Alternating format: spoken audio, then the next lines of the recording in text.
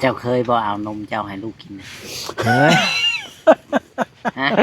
ลูกบ่มีเอามาแต่ใช้อีก ยันว่าเวลามันให้เวลา โอ้ บ่ ไป มี ทั่ว เออ อยู่หั่น บ่เคย บ่จ้อยเนาะ อ๋อ ข่อยสิเอาช็อตบ่จ้อยก็ว้าว บ่รู้เป็นไปยิง เว้าไปทั่วเนาะ บ่บางคนก็เห็นไหน เจ้าเคยบ่จ้อย คอยบ่เคย เจ้าจังถามได้ แต่คอยเห็น เวลาเมียเขาบ่อยู่อะนะ เอาให้แบบใด เอาก็ให้มันดูดลงเบิ่ง บ่ได้ บ่จ้อยนี่ มันบ่มีขวัญ เจ้าเคยบ่จ้อย บ่คอยเห็นเขา เห็นไผเล่าไผสิเฮ็ดนางเจ้า คอยเห็นอยู่ แห้งบ่จอยไอ้ที่เอานมให้ลูกดูดเป็นผู้ชาย ยันว่าเขาคำถาม ว่าว่า อุกเลยบ่เจ้าน่ะบ่คำลาเจอคำถามนี้เข้าไปบ่จักจะตอบบ่ กำลังงงเลยติ เจอถามบ่จ้อยก็ว่าอยู่มัดเนาะอยู่มัดบ่ แล้วผู้ชายเอานมให้ลูกกินไว้มีบ่มี มีอยู่ บ่เค สัก ย กล่องให้กินนะข่อยยังอยู่มัด ยัน เลย ว่าชื่อแบบ อย่าลืมกดติดตามเพื่อเป็นกำลังใจให้ผมด้วยนะครับทุกคนขอบคุณมากๆครั โอ้ บ ยพี่น้องไปเปิดภาพขึ้นก็ได้ว่าคำลากำลังอยู่กับลูกน้อยในกระต๊อบ2 คนเบาดิกับเบาจ้อยกำลังสัมภาษณ์เพิ่นอยู่พี่น้องเอ้ยอากาศก็ผ้าฝนตกนั่นพี่น้องเลยเพิ่นนั่งเผาลูกเพิ่นก็นอนรับพี่น้องเอ้ยงานแต่ยุ่งเลยกบน้องเพิ่นบ่มีงงกวกเนาะพี่น้องเด็กลูกสาวเพิ่นก็ได้ เป็นงานเล่นชงกระดาษพี่น้อย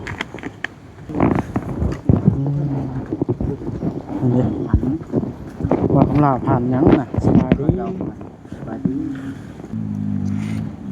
เพิ่นผ่านว่าในใดน่ะ โดนแล้วมาเมื่อขั้นคอ ผ่านว่าคันคอเจ้าน่ะบ่ คนอื่นมาคันคอ เขาบอกคำลาแต่คำลาตาย บ่ว่าตัวเป็นตาย่านแท้นี่ เพิ่นจะ เพิ่นเฮ็ดสิลงพนามจันนะ ถามเราได้ไหม เลย คุณเลย บ่ย่านบ่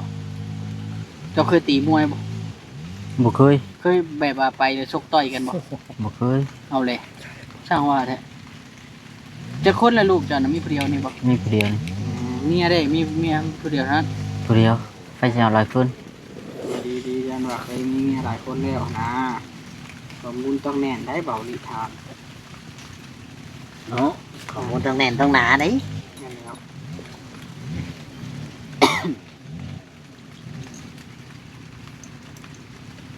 คนเฮาเนาะต้องแบบนั้นพี่น้องเลยสิไปที่ไหมบ่มันนี่ตอนแรงก่อนบ่ ไปแสดงลูกตื่นหมดแล้ว พาลูกไปนำบ่ เด้อ ไปเห็นหยัง ไปทั่ว สิไปเห็นหัว ลูกบ่ตื่นไปบ่ได้ แล้วเราให้หาบ่ โดยไปหาบัดแมวบ่ได้บัด บ่ดูน้ำไผ่บ่ บ่อยู่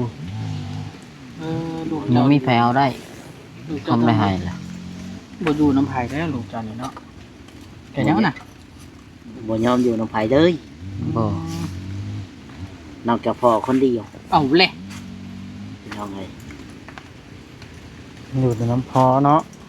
แต่ว่าคือว่าแล้วเราก็เลี้ยงแต่น้อย จักโมงเจ้าสิย้ายไปนี่ มื้ออื่น จักโมงล่ะ จักโมงบ่ฮู้ รถปากจิต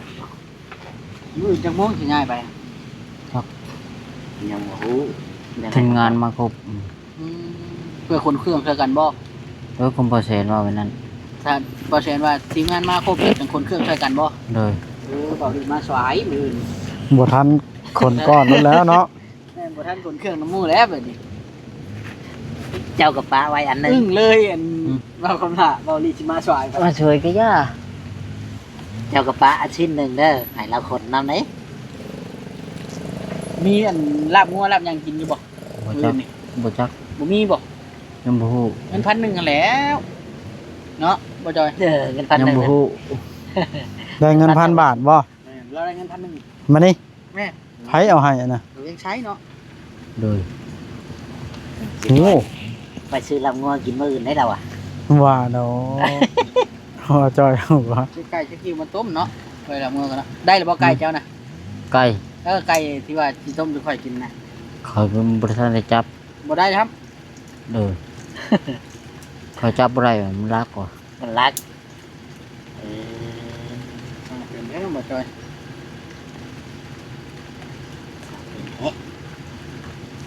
ไก่รักบัด ดีชูมือนี่ขึ้นหน้าให้แท้ชูมือนี่รู้บ่ได้ให้บ่กับบริตัด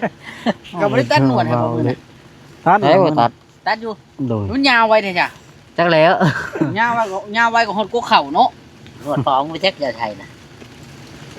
เฮ็ดเพิ่นแท้ให้บ่หนวด เทนะบจิตอ่ะ ต้องหาแนวมาตัดหนวดให้เราได้บัด เรามีกันไก่เยอะ มันเป็นเบาลิเริ่มย่านแล้วนี่เฮ็ดหน้าคึงใช้เบาลิก็มีหนวดพร้อม แม่นบ่เจ้าเห็นหน้าขึงใช่เบาลีบ่เนี่ย คึงเองบ่ ได้คึง แปลว่ามันคึงเองบ่ได้เฮ็ดแกคึงบ่ ไม่ได้คึงไง บ่ได้คึง ให้เอาเสื้อตัวนี้ให้นี่ ตุชิด น้ำได้เสื้อตัวนี้เจ้าฮู้จักบ่เสื้อ เชื่อบ่ว่าคำลาถ้าเจ้าบ่ฮู้ได้ลาจากไปตีมวยได้ถามมึงว่า ตีมวย ตี เจ้าบ่ย่านเพิ่นให้บ่ ไปใหาย เอ้าเจ้าของมวยแล้วไว้หนึ่งเข่าไปตีมัน ตี ยังมวย มวยหนึ่งเข่าตีไปยังอ่ะ เห็นว่าพอเพื้นตีมวยเบาหลีคุณจักมวยหนึ่งเข่าได้เอาเดี๋ยววางแผนว่าอยู่บ่แบบว่าสมมุติว่าได้เพื่อนได้ชาติหลังใหญ่แล้วเสียวเมียมาอยู่ดู ยังบ่ฮู้ ยังบ่วางแผน ยัง อีอย่าเฮ็ดมันนั่นอย่าเฮ็ดมันนั่นไม่ค่อยอยู่นั่น อยู่หลัง สองอันเด้อเงิน1,000เนี่ยคือว่ากอดคักแท้ถงนี่ เดี๋ยวให้ยกให้เบิ่งนิดหน่อยเด้ แม่น จงมาเบิ่งดู1,000นะ บ่ดอกดิ มันก็เป็น มึงไปบ่ดอกกระยา1,000เดียวนึงเงิน1,000เดียวนึงจะเก็บไว้อันนั้นไว้เลี้ยงลูกเลี้ยงเต้าเนาะ ชื่อกระมุจุ๊บจ้ะ ย่างไปทักทายเว้าจิตก่อนเพิ่นได้หยังมาต้อนเฮามานี่ หืม เอ้าแบบว่าชุมาอยากเอ็มร้อยนี่ชื่อบอกกันมีคนมาขาย ไปขาย บ่มีเนาะ ใช่บ่จิต มัน นะ บ่มีผู้มาขาย อยู่ทงนาดีแล้วอยู่ทงนา ฉันอยู่ในบ้านในชื่อเนาะ อันนี้กับบริเวณยากของเราเดี๋ยวว่าหยอกเราสิเดี๋ยวสิทำกินร้องเราหา ได้หยังมาต้อนข่อยนะสำบายดี สบายดีไม่ได้ชื่อยังแล้ว มีคน มากับไผมานี่ บอกคำลา บ้ายังนะบ้ายัง มากับนางเอก แม่นบ่ บ่แม่นนางเอกบ่ได้เอามาบ่ผู้อื่นได้เอามาบ่บ่แม่นนางเอกนะ โอ้บอสดี โอ้ยบ่ บอสดีนะ บ่น้าหมายถึงเมียน้อยเจ้าหั่นนะ โอ้มีน้อยเคยได้ อ่า เข้าไปทุกที่ผมเนาะ เอ้ยบ่หยอ ไป ก อยู่ในเจ้าของก็ว่าไปเถอะที่ บ่หยอกบ่จิตนี่แหละ โอ้ดินกุ้งอะไร เอาแล้ว เอ้าเท่เลย บ่ให้เอาความจริงมาเว้าเล่นว่า บ่ทันเพเนาะเอาบ่จิตมาจากทางใดน่ะ มาช่วยเอื้อ เออ เรียบร้อยดำนาแล้วสบายเนาะ มาตลาดปุ๋ยมาช่วยเนี่ย สิกำลังมาบ่จิตมาช่วยแน่มาช่วยตอนเวลา 2-3 โมงแรงบ่เอิ้นว่าสวยแหละแบบ อันเด้อ ค่ำแล้ว บ่จิต สบายดี บ้ายังนี่ บ่จิต จื่อเจ้าต้องจื่อว่าสุคนเจ้าสิมาเฮ็ดหนวดยาวอยู่นี่บ่ได้ไผอันตัดผมให้เจ้ามื้อนั้นน่ะ จักบ่จักเขา ลืมแล้วดิ ลืมแล้ว บ่ว่าหยังหนวดเด้หนวดเพิ่นเอาตรงเดินแบตเตอรี่บ่ตัด แม่ มื้อน หน้าแล้วบอกเพิ่นเอามาตัดอีกมันป่งยาวไว้แห้งหนวดเจ้าเดี๋ยวนี้เริ่มจนสิได้มัดใช่กันเลย ฮะ บ้านเขาชั่วน้ำลายใช่เนาะ อือน อนตุ่มบ่คือมุ้งบ่ได้กลางบ่ เฮ็ดพอดหญ้าซุ่มเนาะ กลางอยู่เนาะ เลย ใหญ่รีชาร์จก็สิเอาให้เนาะพอดีเต็มเลยเนาะพอดีคักเนาะคักได้นอนแบบนี้ค่อยใช่ปะค่อยบ่นอนเนาะคักนอนแบบนี้น่ะคัก มันอุ่นเนาะ อยู่อันบ่เจ้าจะไปอยู่ให้เป็นโพนบ่ เลย เจ้าเจือนโพนเอาสิอยู่โพนน่ะบ่ เลย เออ เขาปกตินะบ่ ไปที่ไหนแล้วบ่ ยังนะ ไปพุ่นแล้ว ไปขี่รถน้ำคอยนี่ไป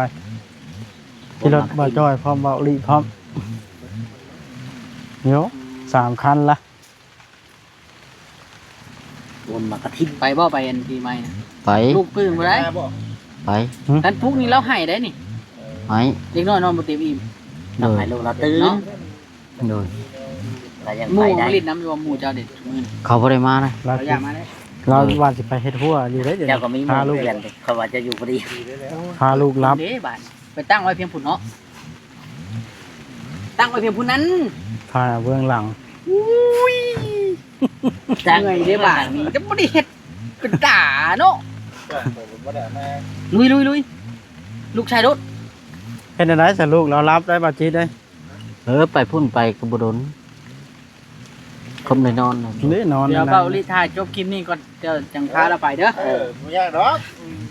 ตามสบายเลย เอารถใหญ่เจ้ามาไปนะ แม่นแล้ว ต้ ต้ อ อง ง ทาอยู่หั่นเลยเนาะ ต้องเอารถเบาจิตนำลง โอ้ยไอ้สิเจ้าแน่ ไปขี่ท้ายมัน อื่นก่อนข่อยก็บ่กล้าไปคือกันเด้คนแรกอ่ะหมู่คนข่อยว่า บ้าวยังอยู่ในรถนะบ่ได้มีวะ บ่าวสาลี เพิ่นจะได้ลิ้นตัวเพิ่นบ่จักเห็นไผบ่เดี๋ยวนี้ ไอ้ขาบึ้ง บ่สิ บ่าวสาลีมาบ่มื้อนี้ นั่นเจ้าบ่ในรถน่ะบ่อันนี้เห็นบ่บ่เชลีบ่อยากพ่อบ่จอย เดี๋ยวพ่อบอกคำลาแล้ววะ เราจะมา เป็นหยังนี่เป็นหยังนี่ แล้วว่าสิขั้นสอง มันจะเป็นหยัง ฮะ นี่นะ แป้วหยังแล้ว เปลวรถล้ม ไป รถล้มตอนไหนแล้ว จะอยู่ไทยพุ่น เอาเลยเจ้าทำงานอยู่ไทยจักปีถึงรถถึงล้ม อยู่นี่ใช่5 เดือน ไป5 เดือนไปกับไผ ไปเพรียว แต่ถ้าเขายังน้อยบ่ บ่น้อยแล้ว เป็นบ่าวบ่ ได้เมียแล้วบ่ ถ่ายคลิปไผมา แต่ป้าลูกอยู่น้องเขาไปเท่า โอ้โหแพ้ทางคลิปตัวเองก็เป็น เอาลูกมาพี่ป้าไว้น้องเขา เจ้าไปไทยเนาะเฮ็ดงานนี่ช่างน่ะ งานสวน ชวนอย่าง ทุเรียน พันหายเป็นปีบ่หรือหายเป็นเดือน เป็นเดือน แถวใดแถวใด แถวนี้นะแถววัดแถวดินแดงนี่ ดินแดงมีบ่เฮ้ย มี ชาวดินแดงก็มีสวนทุเรียนเนาะ อืม มันอยู่ในกรุงเทพแต่ว่าบ่เป็นบ้านนอกเลย ก็แบบบ้านนอกในกรุงเทพ ชานเมืองเนาะ เล จาก ย เมืองบ่ เอาลีให้รู้จักนะ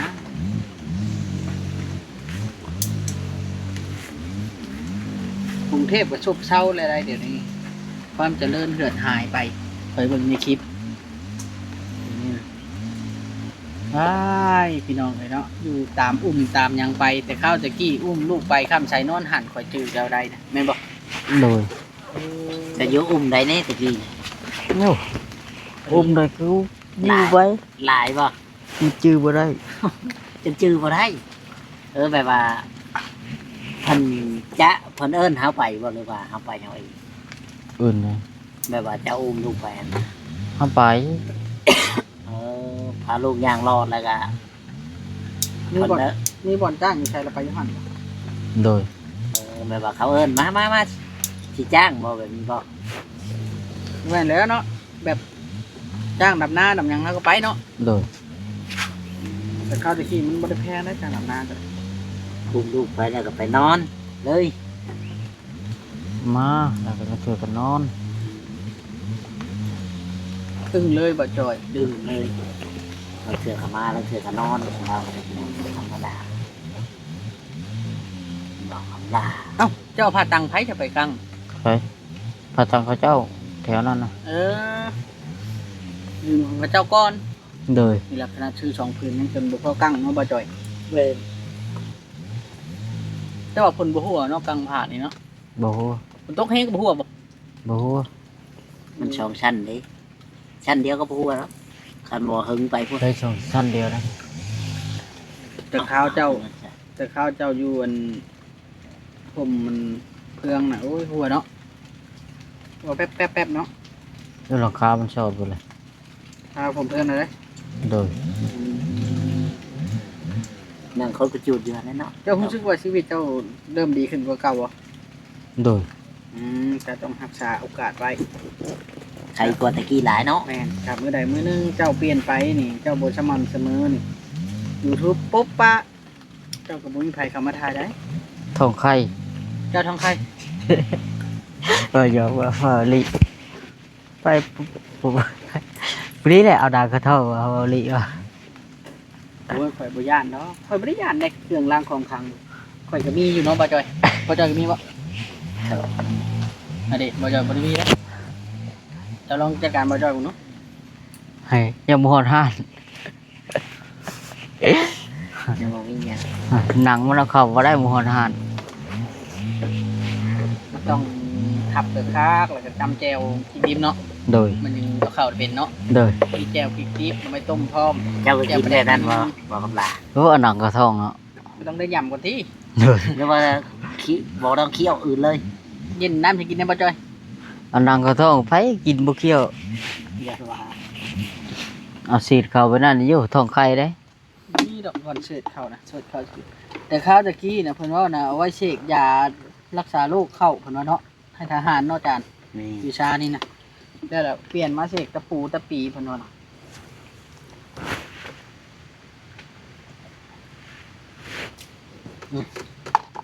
ขอบคุณฮ่ายจักปีนั้นลูกจันนะ 3 แต่ว่าเราหย่าเลิกกินนมเนาะ โดย ลูกคอยแต่4 ปีปลายห้องหายังกินนมอยู่ ยังกินนมดูดเต้าอยู่ไหนเด็กน้อยเนาะมันแล้วแต่คนเนาะว้าวยังบ่เป็นอยู่ลูกจ้ะ เจ้าเคยบ่เอานมเจ้าให้ลูกกินนะ เฮ้ย ฮะ ลูกบ่มีเอามาแต่ใช้อีก ยันว่าเวลามันให้เวลา โอ้ บ่ ไป มี ทั่ว บ่ได้ อยู่หัน บ่เคย บ่จ้อยเนาะข่อยสิเอาช็อตบ่จ้อยก็ว่าเอาล่ะ มันบ่แม่นไปยิง เว้าไปทั่วเนาะ บ่บางคนคอยเห็นไหน เจ้าเคยบ่จ้อย คอยบ่เคย เจ้าจังถามได้ แต่คอยเห็น เวลาเมียเขาบ่อยู่อะนะ เอาให้แบบใด เอาก็ให้มันดูดลงเบิ่ง บ่ได้ ว่าจ้อยนี่ มันบ่มีกวน เจ้าเคยบ่จ้อย บ่คอยเห็นเขา เห็นไผเล่าไผสิเฮ็ดนางเจ้า คอยเห็นอยู่ เพิ่แห้งบ่จอยไอ้ที่เอานมให้ลูกดูดเป็นผู้ชาย ยันว่าเอาคำถาม ว่าล่ะ อุกเลยบ่เจ้าน่ะบอกลาเจอคำถามนี้เข้าไปบ่จักน่ะตอบบ่ กำลังงงเลยติ เจอถามว่าจ้อยว่าอยู่มัดเนาะอยู่มัดบ่ ผู้ชายเอานมให้ลูกกินไว้มีบ่มี มีอยู่ บ่เค สัก ย กล่องให้กินนะข่อยยังอยู่มัด ยัน เลย ว่าชื่อแบบนมปลอมมันนะให้ลูก เอาโอเคบาดนี้เบาลีสิได้จบคลิปได้บาดนี้ถึงเติบแล้วเบาลีนะ อยู่พาวนะ จะพอจบนะบ่วันยังบ่ได้จบเนาะ อ่ะ จบเพียงเจ้าก็บ่พอจบ เดี๋ยวคอยพาจบเบากับบ่วัดก็ได้กันบ่ได้ซ้ำกันนั่นแหละคอยกับบ่วัด เจ้าหน้าที่ นะ 15 อืมเอา10โอเคบาดนี้จังใดก็อยู่ดีไม่แห้ง สบายดี เท่ากำละสบายดีสู่ไป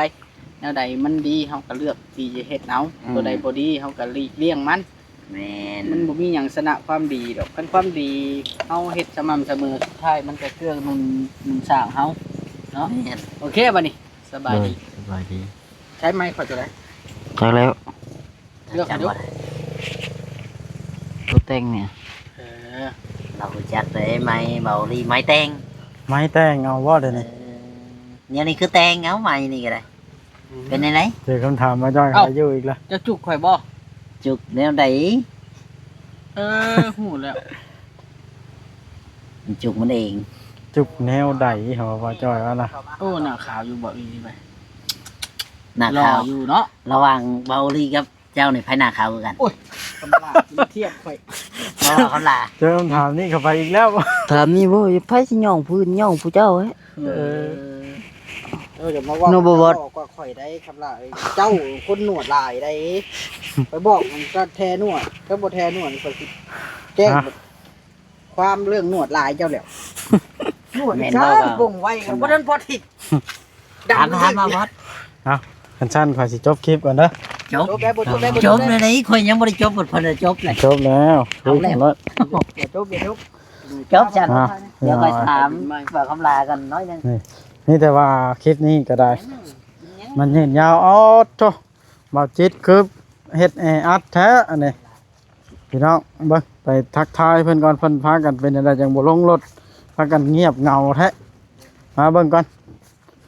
มากับบ่าวสาลีบ่หรือว่าจังได๋คือเงียบเหงาหงอยบ่ปากบ่เว้านะพ่สบายดี คลิปเก่าบ่สบายพี่คลิปบ่นี่ เอ้าพานางเอกมาพร้อม มาก่อนพามาก่อน พากันเฮ็ดหยังยังบ่อยากลงรถเดี๋ยวนี้ เอ้าสุเจ้ายังเห็นเวียกอยู่เนาะก็ได้แล้วบัดนี้ลงแล้วบัดนี้ไปทำกันนะบัดนี้ ไปที่ใหม่บ่ เดี๋ยวจะมันทันมือแล้ววะ ยังแล้วข่อยหาก็มาเนาะ นั่นแหละทำให้พร้อมกัน ไปที่ใหม่บ่ ก็อยากไปเบิ่งคือกันนะว่าเฮ็ดหยังนี่แล้วเจ้ายังมาใหม่บ่มื้อนี้ ยัง พอดีเลยเลยซะป่ะ เอาอันตันเมียบ่บัดนี้ เอาอูรถอีกแล้ว แต่โหดแฮงเนาะเอาว่าสลีนุ่งชุดนอนว่าหยังนี่ ฮะบอนส่งชักบ่เฮงเด้ เออ ฝนตกหลายมื้อแล้วชักมันบ่เฮงส่งกระสันมาเลย เอาวันนี้เลยบ่เดี๋ยวนี้ บัด เมียอยู่เด้เนาะเมียอยู่แล้วก็เช้าเฮ็ดให้แห้งเบิด อย่าทำไร อยู่ผู้เดียวบ่เดี๋ยวนี้โหดแท้ นุ่มโสดเด้ พี่น้องคลิปนี้ก็ได้ ไปนำกันเฮา ย่างบ่ ย่างเด้อ เดี๋ยวจักกันหน่อยว่าขี่ไปนำนี่ พี่ได้จบคลิป เฮ็ดหลายแท้บ่ดี อยู่นานะฮะ เอาแต่บนเก่าเป็นได้นี่ มันสิอึดหยังเฮ็ดอยู่นา2-3มื้อมันก็สิเท่าเบิดแล้วเด้มื้อนึงนี่มันใหญ่เราได้เฮ็ดนะ ไก่บอกจาก มันอยู่นำยังต้นยางบ่ ต้นยาง ต้นยาง เชื่อแต่อ้างข่อยบ่เชื่อข่อยอยากกิน บ่เชื่อแม่ก็เก็บเอาก็บ่ได้อึด ผู้หาก็ยังว่าพูดบ่จัก เจ้าฮูบเก่า บ่ค่อยก็ไปเทื่อนึง เจ้าสิไปถามว่าบอสคนบ่ได้ไปหน้าจักเทื่อ บ่ไปมาได้ใช้มื้อนั้นก็เก็บอยู่ ไปแกงชั่วมือ บ่แม่นข่อยคิดในใจว่าบ่แม่นฮูบเก่าบ่วะนะ หลายเนาะมื้อเช้านี่เขาก็แกงเรือหม้อ บ่ มันหลายเฮงใน ไหล เฮ็ด เลยคือว่าพฤติเอาแต่บนเก่า ไก่ว่าน่าจะ ซื้อบ่ซื้อบ่รอเท่าไหร่ ดังเนี่ย กินได้ชื่อนี่กูเองมาก็ หยอก เจ้าเคยกินบ่เห็ดแดงๆนะ เคยกินอยู่ เคยกินดูดิ บ่กล้า เอา เด้ยันเบื่อทำดีกัน คลิปนี้ก็สิจบซ้ำนี้เด้อพี่น้องเอ้ยโอเคเด้อบาดนะ